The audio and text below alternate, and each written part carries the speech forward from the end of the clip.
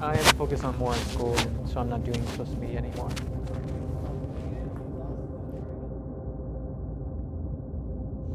Yeah, it's just priorities right now. It's just priorities right now.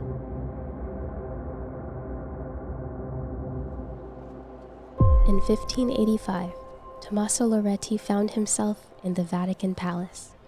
His job was to continue the work of Michelangelo and paint the ceilings of the Vatican with beautiful artwork. In a Michelangelo-inspired way, Tommaso entered the Sala di Constantino, erected a scaffold that rose to the ceiling, and began painting a fresco. The fresco was called Triumph of the Cross. It showed the chamber of an elaborate Roman palace, at the end of which was a hallway that narrowed and almost converged at the exit. At the center of the room stood a marble pillar, supporting a gold crucifix. In front of the crucifix lay a shattered pagan statue, the head broken off, as well as the arms and feet.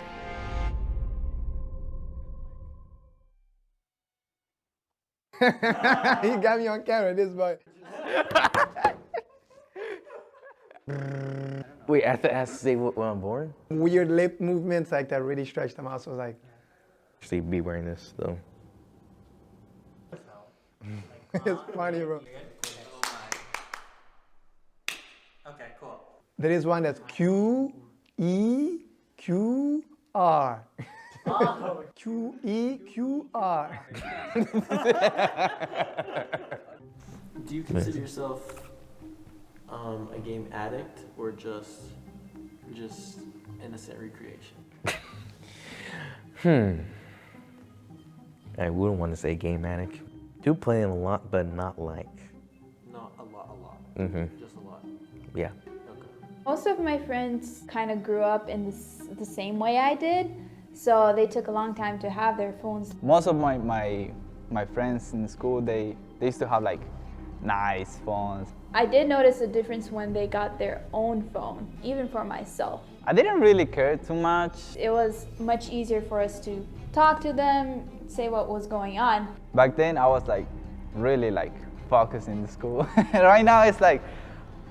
And then when we came actually together, it was like, okay, what did we talk about? We already said everything we had to say. No, I'm actually focused, but it's not as much as before. I'm from the Midwest, and it's not as high tech. I grew up in a rural environment, and it's still bad, and it's getting worse. But it's nothing like if you were in the middle of Sacramento with millions of people, and everybody has like 2 phones and a couple tablets in their house.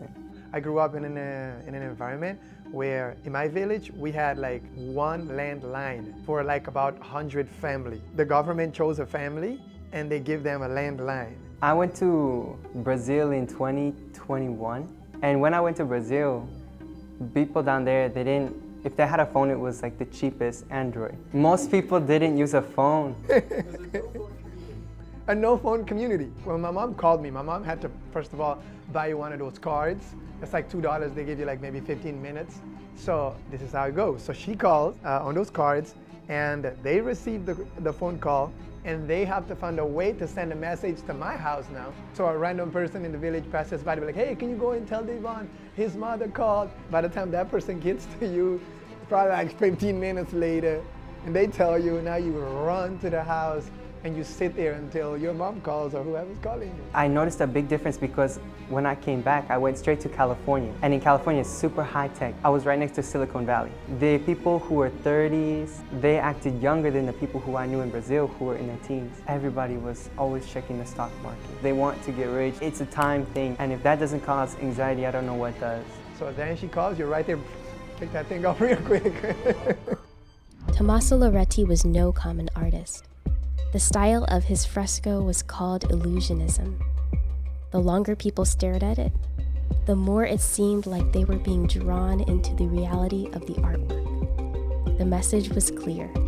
Christ's so-called religion had won out over barbarism. Their heads were broken off, their legs were seared, and their arms were shattered to pieces. Some people hated this idea. Petrarch, one of the first humanists, held this view. He was the first to come up with the term, the Dark Ages. He considered himself to be living in a time of darkness and dense gloom. For Petrarch, the broken statue was where the real illumination lay.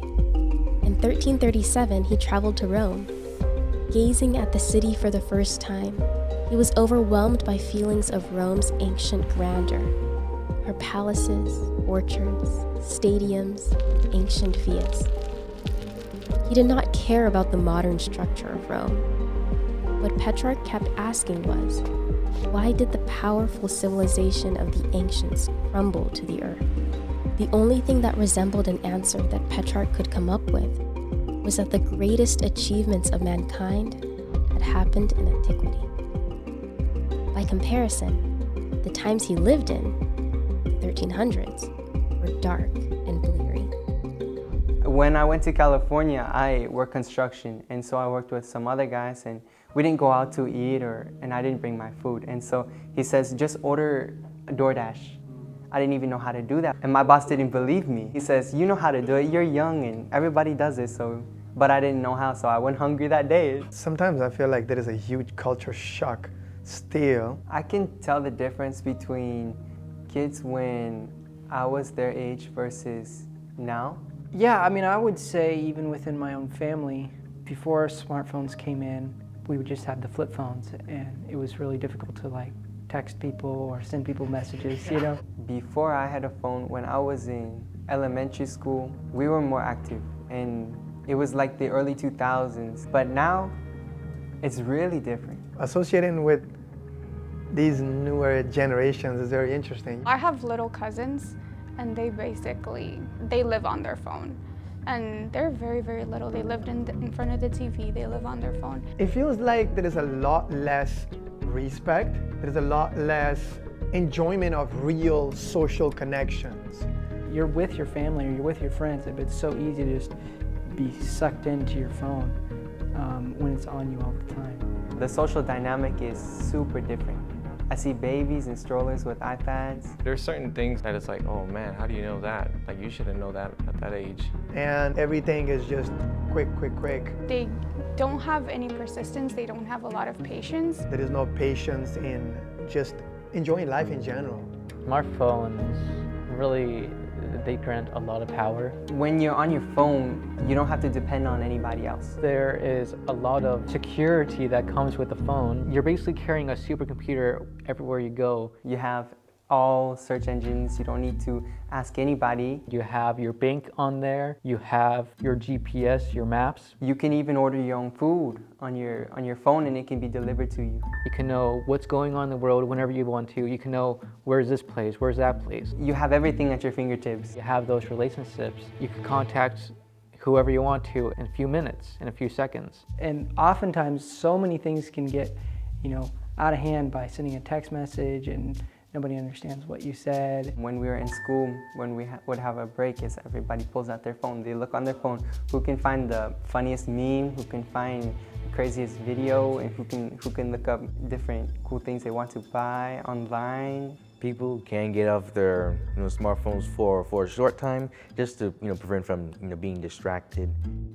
I forget to take pictures because it's like, if I'm always taking pictures, that means I'm always seeing the world through the lens. If you don't have a phone, if you, like, for example, in a third world country, you talk to people, the funny things is what you make up, it's not what other people make up, and you show them. And then I'm taking pictures. 10 minutes later, we're down the road, and it dawned on me that I did not see that scenery with my very eye. But it seems like a lot of this younger generation, they're okay with all of that. And it's just, if I can live life through the phone, that's okay, but I don't want to live that life.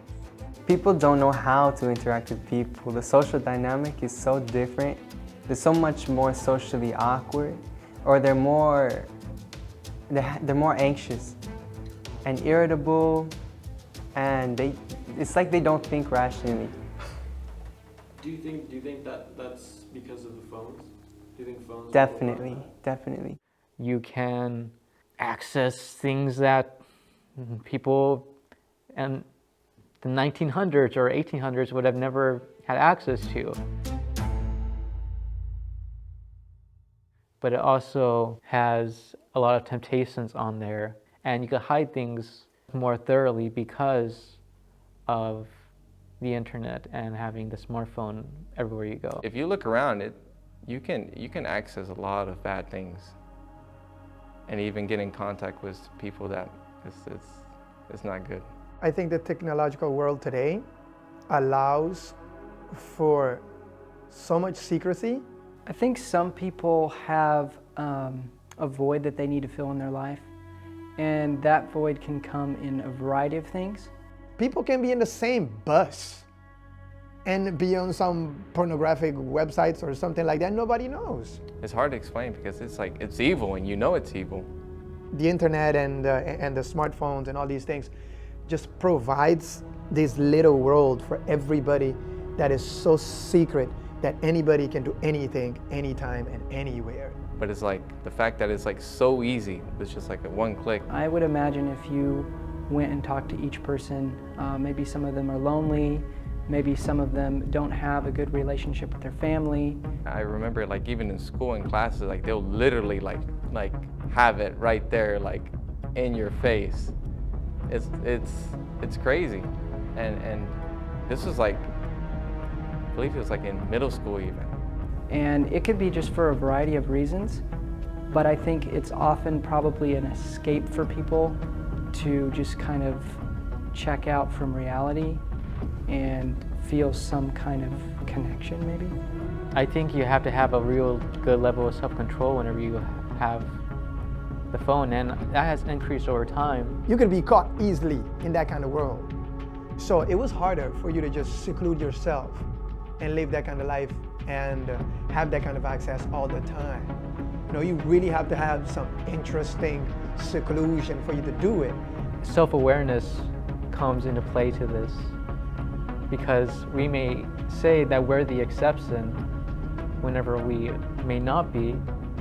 I'm kind of connected with like drugs. It's like, oh, you'll feel better, or you'll be happy once you get into it, which is not the case. Those individuals who I see are consumed on their phones, they tend to not even recognize what it has done to them. And really only God can help you right then and there.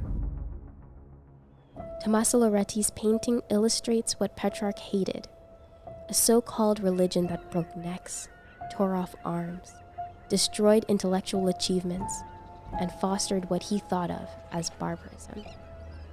6 years after visiting Rome, Petrarch prophesied about his own times in a poem. My fate is to live among varied and confusing storms. But for you, perhaps, there will follow a better age. This sleep of forgetfulness will not last forever.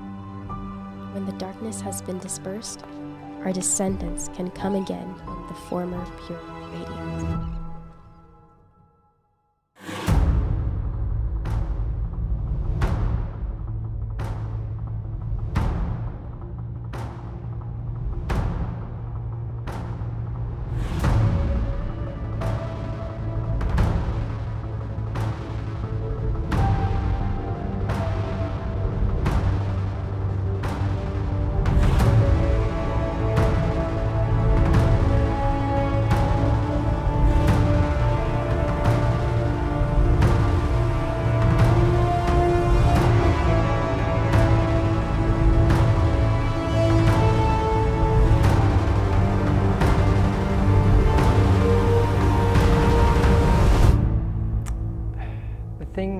Is everyone has their interest, and whatever interest you have, it can even be a good thing, but it's always like accessible for you to access whatever you're interested in. Some people are just like drawn to knowledge and they just want to like learn more, and I think that really plays a big role. The darkness of the Dark Ages was no fantasy.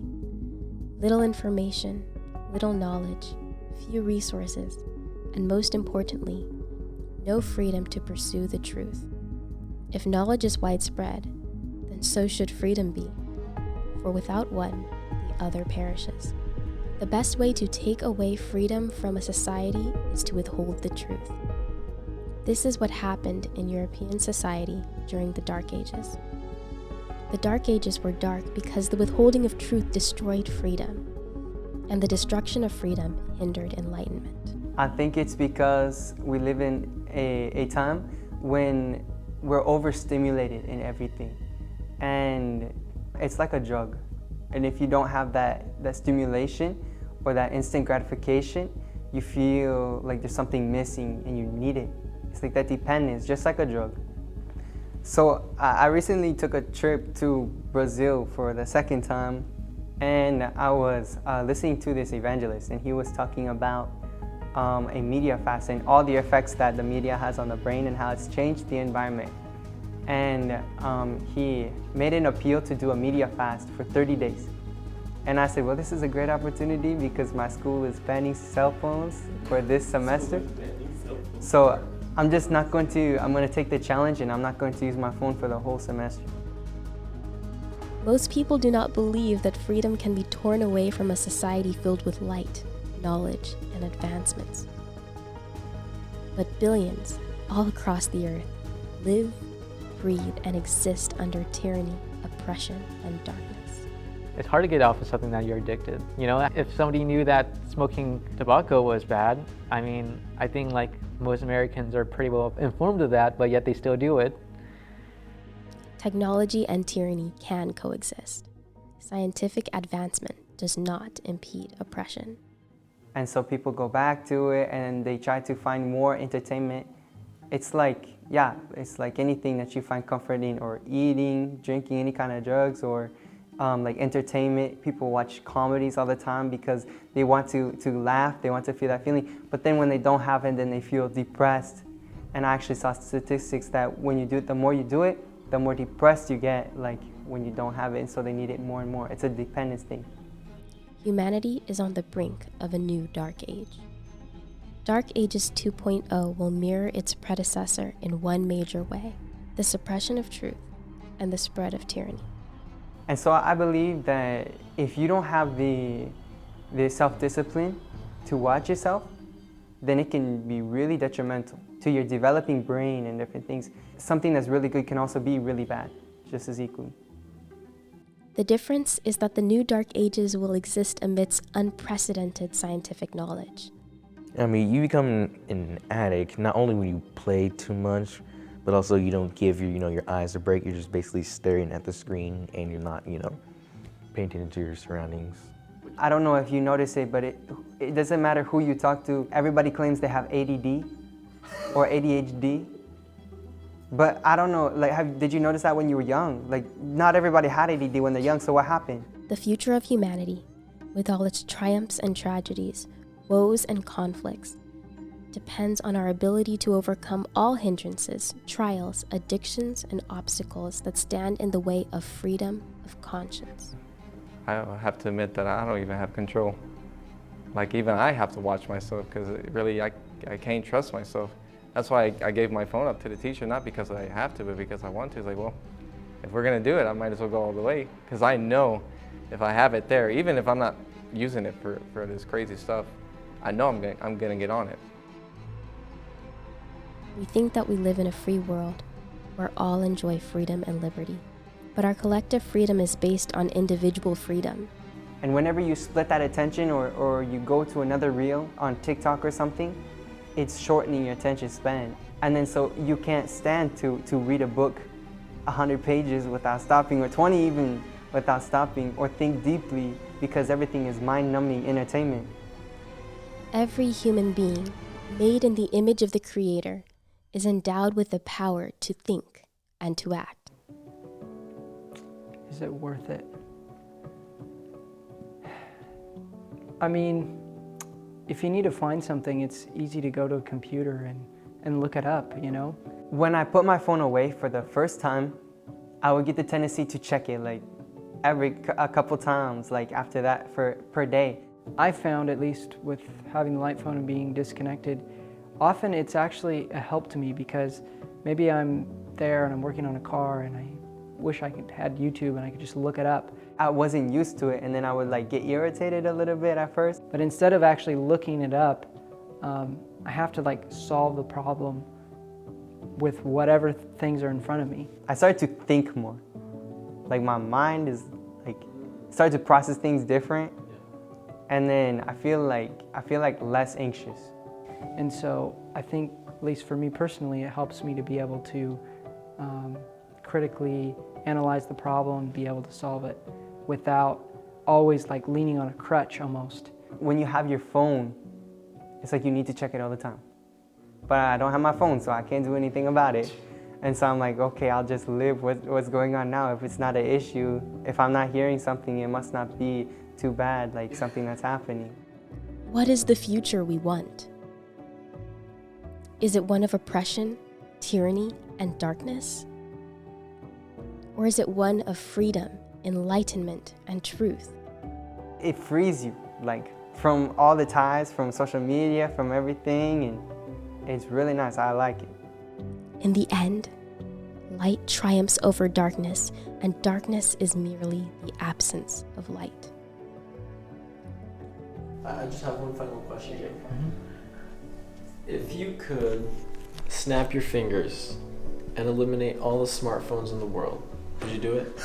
Yes, I would do it. Why would you do it? Because I think everyone would be more connected. Everyone would actually use their brain instead of outsourcing their brain to their smartphone. And I think it would be a lot better environment for the whole world. That's it? Yeah. All right.